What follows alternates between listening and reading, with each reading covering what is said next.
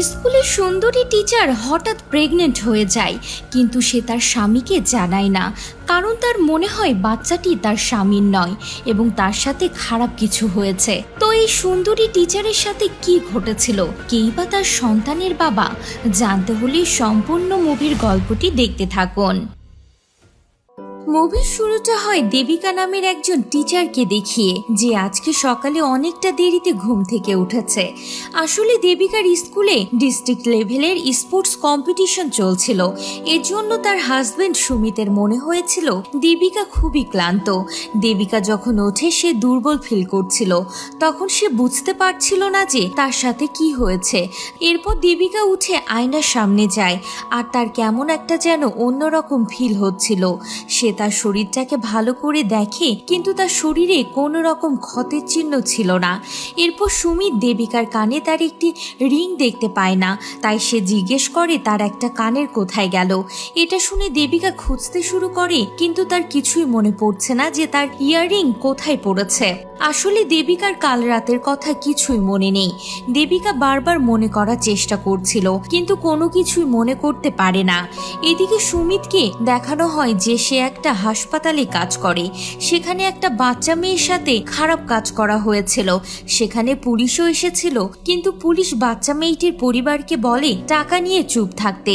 আসলে পুলিশ আগে থেকে অপরাধী দলের থেকে ঘুষ নিয়েছিল। পুলিশ তাদের বলে যদি কোর্টে কেস হয়ে যায় তাহলে তাদের মেয়েরই বদনাম হয়ে যাবে, আর তাদের এসব কথা সুমিত শুনে ফেলে। এদিকে দেবিকাকে দেখানো হয় দেবিকার এখনো কিছু মনে পড়ছে না। এরপর সে স্কুলে যায় এবং স্কুলের ওয়াচম্যান তাকে বলে যে সে কাল অনেক দেরিতে স্কুল থেকে বাড়িতে ফিরেছে এবং তাকে যেন কেমন অন্যরকম দেখাচ্ছিল। এটি শুনে দেবিকার কেমন যেন সন্দেহ লাগে, আর সে এখনো কিছু মনে করতে পারছে না। এরপর দেবিকা স্কুলের ভেতরে যায়, তো সেখানে কিছু সিসিটিভি ক্যামেরা লাগানো ছিল, কিন্তু দেবিকা জানতে পারে যে ক্যামেরাগুলো কাজ করছে না। দেবিকা এগুলো নিয়ে ভাবতে থাকে, আর তখনই সে তার ইয়াররিং খুঁজে পায়। ইয়াররিংটা সেখানে দেখতে পেয়ে দেবিকার সন্দেহ আরো গভীর হতে থাকে। আসলে দেবিকার এটা মনে হচ্ছিল যে কেউ তার সাথে জোর জবরদস্তি করেছে। তখনই সেখানে সুমিত চলে আসে, কারণ সুমিত আর দেবিকা কল্যাণীর সাথে দেখা করতে যাবে। কল্যাণী সুমিতের মা, সে একজন সোশ্যাল ওয়ার্কার। সেখানে যাওয়ার সময় তাদের দুজনের মধ্যে কথা হয়, আর তখন আমরা জানতে পারি তাদের বিয়ে হওয়ার 4 বছর হয়ে গেছে, কিন্তু এখনো তাদের একটা সন্তানও হয়নি। তারা দুজন চাইছিল যে তাদের একটা সন্তান হোক, এজন্য তারা অনেক চেষ্টাও করছিল। এভাবে কিছুদিন কেটে যায়। একদিন দেবিকা জানতে পারে যে সে প্রেগনেন্ট, কিন্তু এটা জানার পর দেবিকা অনেক বেশি চিন্তিত হয়ে পড়ে, কারণ তার মনে হচ্ছিল এই বাচ্চাটা সুমিতের নয়। এর জন্য সে তার প্রেগনেন্সির ব্যাপারে সুমিতকে কিছুই জানায় না। স্কুলে গিয়ে দেবিকা সিসিটিভি চেক করে, কিন্তু তাতে কিছুই পাওয়া যায় না। এরপর সে ফ্রন্ট সাইডেও ভিডিও চেক করে, সেখানেও সে কিছু পায় না। কিন্তু দেবিকা বুঝতে পারছিল কিছু না কিছু গন্ডগোল আছে। তার কিছু স্টুডেন্টের উপর সন্দেহ ছিল। তখন সেই স্টুডেন্টের থেকে একটা স্টুডেন্টের ভাইয়ের বিয়ের ইনভিটেশন কার্ড দেখতে পায়। দেবিকা ডিসাইড করে যে সে ওই বিয়েতে যাবে। এদিকে সুমিত তার বন্ধু কেভিনের সাথে বাড়িতে ড্রিঙ্ক করছিল। যখন সুমিত দেবিকার প্রেগনেন্সির রিপোর্ট পায়, এটা দেখে সুমিত অনেক খুশি হয়ে যায়, কারণ সে অনেক দিন ধরে একটা বাচ্চা চাইতো। সুমিত মনে করে দেবিকা হয়তো তাকে সারপ্রাইজ দিতে চেয়েছে। রাতে সুমিত দেবিকার জন্য অপেক্ষা করে, কারণ সুমিত ভাবে দেবিকা হয়তো তাকে প্রেগনেন্সির ব্যাপারে বলবে, কিন্তু দেবিকা তাকে কিছু না বলেই শুয়ে পড়ে। সুমিত বুঝতে পারে না দেবিকা এত বড় কথা কেন তার কাছ থেকে লুকিয়ে রাখছে। পরদিন দেবিকা ওই স্টুডেন্টের বাড়ি যায় যেখানে বিয়ে হয়েছিল। ওই স্টুডেন্টের নাম সন্দীপ। সন্দীপ দেবিকাকে সেখানে দেখে অবাক হয়ে যায়। দেবিকা এমন ভাব দেখায় যে সে এমনি বিয়ে অ্যাটেন্ড করতে এসেছে। বিয়ের প্রোগ্রাম শেষ হওয়ার পর সন্দীপ দেবিকাকে বাস স্ট্যান্ড ছাড়তে যায়। তখন দেবিকা তাকে বলে তাকে চেক করতে হবে যে বাস অ্যাভেলেবল আছে কিনা। দেবিকা নিজের মোবাইলে রেকর্ডিং অন করে তার ব্যাগ সেখানে রেখে বাইরে চলে যায়। কিছু সময় পর দেবিকা ফিরে আসে আর সন্দীপকে বলে বাস অ্যাভেলেবল আছে, এজন্য সে ব্যাগ নিয়ে সেখান থেকে চলে যায়। তারপর বাসে বসে দেবিকা হেডফোন লাগিয়ে রেকর্ডিং শুনতে লাগে। আর সেটা শুনে সে জানতে পারে যে সে গাড়ি থেকে নেমে বাইরে গেছিল। তখন সন্দীপের ফোনে মার্টিনের কল আসে, আর সন্দীপ মার্টিনকে বলছিল যে দেবিকা আজকে তার বাড়িতে এসেছিল। সন্দীপের খুবই ভয় হচ্ছিল, হয়তো দেবিকা সবকিছু জেনে গেছে যে তারা তার সাথে কি করেছে। কিন্তু মার্টিন বলে সে দেবিকাকে ড্রাগস দিয়েছিল, যার জন্য দেবিকার কিছু মনে থাকবে না। আর যদিও মনে পড়ে যায় তাহলে তাদের কাছে দেবিকার ভিডিও আর ফটো আছে, যার জন্য দেবিকা কিছুই করতে পারবে না। এইসব শুনে দেবিকা খুবই কান্না করতে থাকে আর তার বাপের বাড়িতে যায়। আর সে তার বোনকে জানায় যে তার 4 জন স্টুডেন্ট তার সাথে খারাপ কাজ করেছে। এখন এইসব কথা শুনে দেবিকার বোনও কাঁদতে থাকে। এদিকে সুমিতকে দেবিকার ডাক্তার দেখা করার জন্য ডাকে। সুমিত যখন সেখানে যায় তখন ডাক্তার তাকে বলে দেবিকার অ্যাবর্শন করতে চাইছে। এটা শুনে সুমিত অনেক অবাক হয়ে যায়। সুমিত বাড়িতে যায় আর দেবিকার কাছে অ্যাবর্শনের কারণ জানতে চায়। তখন দেবিকা সুমিতকে বলতে থাকে যে তার সাথে কি হয়েছিল। আসলে দেবিকার স্কুলে ডিস্ট্রিক্ট লেভেল স্পোর্টস চলছিল, এজন্য সেখানে বাকি স্কুলের স্টুডেন্টরাও এসেছিল। যখন কম্পিটিশন শেষ হয়ে যায় তখন দেবিকা সব রুমগুলো বন্ধ করছিল।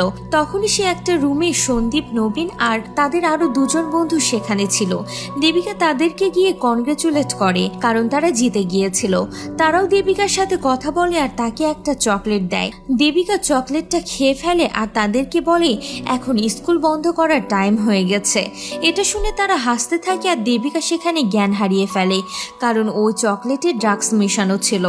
আসলে এই স্টুডেন্টরা অন্য কোনো মেয়ের জন্য প্ল্যানটা বানিয়েছিল, কিন্তু দেবিকা সেখানে ফেসে গেছিল। তাই তারা ডিসাইড করে তারা ওই মেয়েটার সাথে যা করতে চেয়েছিল এখন সেটা দেবিকার সাথে করবে। এরপর তারা দেবিকার সঙ্গে একে একে সবাই খারাপ কাজ করে এবং সেখান থেকে চলে যায়। দেবিকা যখন জ্ঞান ফেরে তখন তার কিছু মনেই পড়ে না যে তার সাথে কি হয়েছে। এসব শুনে সুমিত অনেক রেগে যায় আর তাকে বলে সে যেন অ্যাবর্শন করে নেয়। আসলে সুমিত এসব কিছুর জন্য দেবিকাকে দোষী মনে করে। দেবিকা চাইছিল যে সে ওই 4 জন স্টুডেন্টের নামে পুলিশ কমপ্লেন করতে। পরদিন দেবিকা সুমিতকে নিয়ে পুলিশ স্টেশনে যায়, কিন্তু সুমিত তাকে সেখানে আটকে দেয়। সে দেবিকাকে বলে পুলিশ তাকেই প্রশ্ন করবে আর তাদের পরিবারের আর দেবিকার অনেক বদনাম হয়ে যাবে। এইসব শুনে দেবিকা কমপ্লেন করার কথা ক্যান্সেল করে দেয়। এরপর সুমিত হাসপাতালে যায় আর সেসব কথা কেভিনকে জানায়। কেভিন বলে তার দেবিকাকে জব করতে দেওয়াটাই উচিত হয়নি, এখন জব করলে তো এমন কিছুই হবে। এরপর কেভিন দেবিকাকে না বুঝিয়ে তাকে এটা মনে করিয়ে দেয় যে তার জন্যই আজ এসব কিছু হয়েছে। এইসব শুনে দেবিকা তার উপর অনেক রেগে যায় আর কেভিনকে বাড়ি থেকে বের করে দেয়। কেভিন রেগে সেখান থেকে চলে যাচ্ছিল। এদিকে দেবিকা অনেক চিন্তায় পড়ে যায়, কারণ সে ওই স্টুডেন্টদেরকে শিক্ষা দিতে চায়। দেবিকা তার শাশুড়ির সাথে কথা বলে আর তার শাশুড়ি তাকে বলে তাকে নিজের জন্য লড়তে হবে। এরপর দেবিকা সুমিতকে বলে সে অ্যাবর্শন করার জন্য বাপের বাড়ি যাচ্ছে আর সুমিতও তাকে যেতে দেয়। কিন্তু দেবিকা চলে যাওয়ার পর সুমিতের মা সুমিতকে অনেক বকা দেয়, কারণ সে দেবিকার এমন সময় তার পাশে দাঁড়ায়নি আর তাকে বোঝারও চেষ্টা করেনি। সুমিত বলে যদি তারা এমন কিছু করতো তাহলে তাদের অনেক বদনাম হতো, আর এসব কিছু হওয়ার পর কোথাও না কোথাও দেবিকারও ভুল ছিল। এসব শুনে সুমিতের মা তার উপর রেগে যায় আর তাকে একটা থাপ্পড় মেরে দেয়। তার মা এটাও বলে যায় আর কোনোদিন সে যেন তার মুখ না দেখায়। যখন দেবিকা তার বাপের বাড়িতে ছিল তখন সেখানে তার সাথে দেখা করতে একটা লোক আসে, যে দেবিকাকে বলে তার বাবা খুনি ছিল না। অ্যাকচুয়ালি দেবিকা কিছু বছর আগে মার্শাল আর্ট শিখত, কিন্তু হঠাৎই তার টিচারকে একটা মার্ডার কেসে সে ধরে নিয়ে যায় আর তার এনকাউন্টার হয়ে যায়। আর এই লোকটি দেবিকার টিচারের ছেলে। লোকটি তাকে জানায় তার বাবা বিনা দোষে ফেসে গেছিল। তার বাবা কাউকে বাঁচাতে গিয়ে পুলিশ সমস্ত দোষ তার উপর দিয়ে দেয়। লোকটি দেবিকাকে একটা গিফট দেয়, যেটি লোকটির বাবা দেবিকার জন্য রেখে গেছিল। এরপর লোকটি সেখান থেকে চলে যায়। এরপর দেবিকা প্ল্যান বানায় কিভাবে সেই স্টুডেন্টগুলোকে শিক্ষা দেওয়া যায়। এদিকে সুমিত যখন হাসপাতালে যায় তখন হাসপাতালে সবাই জেনে যায় যে দেবিকার সাথে কি হয়েছে। সুমিত এটা বুঝে যায় এসব কিছু কেভিন সবাইকে বলেছে। এরপর সুমিত কেভিনকে ধরে মারতে শুরু করে, কারণ সে বিশ্বাস করে তাকে সবকিছু বলেছিল। এদিকে দেবিকা জানতে পারে নবীন একটা ক্যাফেতে কাজ করে, এজন্য দেবিকা সেখানে যায় আর জেনে বুঝে নবীনের সাথে ফ্লার্ট করতে থাকে। দেবিকা নবীনকে বলে সে একটা সেমিনারে অ্যাটেন্ড করতে এখানে এসেছে। সে কিছুদিনের জন্য এখানে থাকবে। দেবিকা চায় যে নবীন তার সাথে দেখা করুক। এরপর নবীন দেবিকাকে একটা হোটেল রুমে আসতে বলে। এখানে মণি নামের একটা লোক আসে দেবিকার সাথে দেখা করতে, যাকে কল্যাণী পাঠিয়েছিল যাতে দেবিকা ওই স্টুডেন্টগুলোকে সাহায্য করতে পারে। মানে দেবিকাকে বলে তাকে নবীন যেখানে ডেকেছে সে যেন সেখানে চলে যায়। এরপর দেবিকা ওই রুমে চলে যায়। সেখানে নবীন আগে থেকেই ছিল। নবীন দেবিকার কাছে আসার চেষ্টা করে। দেবিকাও তাকে আটকানোর চেষ্টা করে না, কারণ সে যদি তাকে আটকানোর চেষ্টা করত তাহলে তার প্ল্যান ফেল হতো। দেবিকা মনির আসার অপেক্ষা করছিল, কিন্তু মনি সেখানে আসে না। কিন্তু সেখানে নবীনের বাকি বন্ধুরা চলে আসে। নবীন দেবিকাকে একটা থাপ্পড় মেরে বলে যে সে তার জালে ফাঁসবে না। নবীনের বন্ধুরা দেবিকাকে বলে তাদের কাছে যে ফটো আর ভিডিও আছে সেগুলো তারা ডিলিট করে দেবে, কিন্তু দেবিকা কোনোদিন তাদের রাস্তায় যেন না আসে। দেবিকা এসব কথা শুনছিল আর মনির আসার অপেক্ষা করছিল, কিন্তু মনি সেখানে আসে না। ছেলেগুলো দেবিকাকে বলে সে যেন এখান থেকে চলে যায়, না হলে আবারও তার সাথে সেগুলোই করবে যেটা আগে তার সাথে করেছিল। দেবিকা সেখান থেকে যেতে শুরু করে, কিন্তু সে বাইরে না গিয়ে ওই দরজাটা বন্ধ করে দেয়। এরপর দেবিকা ওই 4 জন স্টুডেন্টকে পেটাতে থাকে আর তাদেরকে এটা বোঝাতে থাকে যে তারা স্টুডেন্ট আর সে টিচার। আসলে দেবিকা মার্শাল আর্ট জানতো, সে একজন স্পোর্ট টিচার। আর দেবিকা তখন তার মাস্টারের গিফট দেয়া সেই চেন দিয়ে তাদের খুবই পেটায় আর তারা ভয় পেয়ে সেখান থেকে পালানোর চেষ্টা করে। কিন্তু সিঁড়িতে মনি এসে বসেছিল। এরপর মনি ওই স্টুডেন্টগুলোকে আটকায়।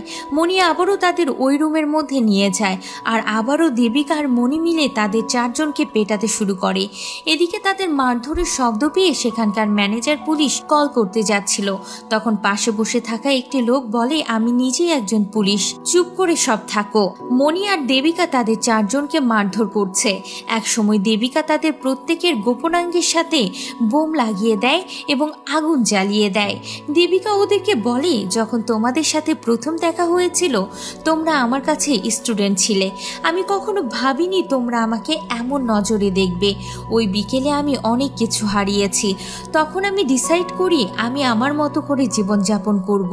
আমি এখন কোনো কিছুকে ভয় করি না, কিন্তু এরপর থেকে তোমরা বাকি জীবন ভয় কাটাবে আর মৃত্যুর আগ পর্যন্ত তোমরা এই লেসন ভুলতে পারবে না।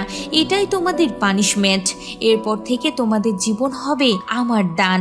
দেবিকা তাদের মৃত্যুর ভয় দেখিয়ে তাদেরকে মৃত্যুর হাত থেকে বাঁচিয়ে দেয়, আর এটিই ছিল তাদের শাস্তি। এর কয়েক সপ্তাহ পর সুমিত দেবিকার সাথে দেখা করে। সুমিত তাকে বলছিল, এখন তোমার সিদ্ধান্ত কি? দেবিকা বলে, যখন আমার তোমাকে সব থেকে বেশি প্রয়োজন ছিল তুমি আমার পাশে ছিলে না। কারো ছায়ার নিচে বাস করার থেকে একা থাকা অনেক ভালো। আমি এখন শিখে গেছি কিভাবে একা বাঁচতে হয়। সুমিত দেবিকার হাত ধরে বলে, তুমি কি আমাকে একটা শেষ সুযোগও দেবে না? দেবিকা সুমিতের হাতটা ছাড়িয়ে বলে, অনেক ডিসিশন আমাদের ভয়কে ধ্বংস করে দেয়, আমাদের বাঁচতে শেখায়। সবাই এটা নাও মানতে পারে, আর আমি বাচ্চার অ্যাবর্শন করাইনি। সুমিত আশ্চর্য হয়ে বলে, এ কি বললে? আর মুভিটি এখানেই শেষ হয়ে যায়। মুভিটি দেবিকার কথা আর তার নিয়ে ডিসিশনের মধ্যে অনেক লজিক আছে। প্রথমত, বাচ্চা নষ্ট করা পাপ, আর দ্বিতীয়ত বাচ্চাটা সুমিতেরও হতে পারে। বাচ্চাটার জন্ম না হওয়া পর্যন্ত তার বাবাকে সেটা বোঝা যাবে না, তাই বাচ্চাটাকে নষ্ট না করে সে সঠিক সিদ্ধান্তই নিয়েছে। তো এতক্ষণ আপনারা দেখলেন 2022 সালে রিলিজ হওয়া দ্য টিচার মুভির এক্সপ্লেনেশন। এই মুভিটি থ্রিলার ও ড্রামা ক্যাটাগরিতে তৈরি করা হয়েছে। মুভিটির IMDb রেটিং 3.6 আউট অফ 10। তো আজকের এই মুভিটি আপনাদের কেমন লাগলো তা অবশ্যই কমেন্ট করে জানাতে ভুলবেন না। দেখা হবে পরবর্তীতে নতুন কোনো ভিডিওতে। সে পর্যন্ত সবাই ভালো থাকুন, সুস্থ থাকুন। ধন্যবাদ।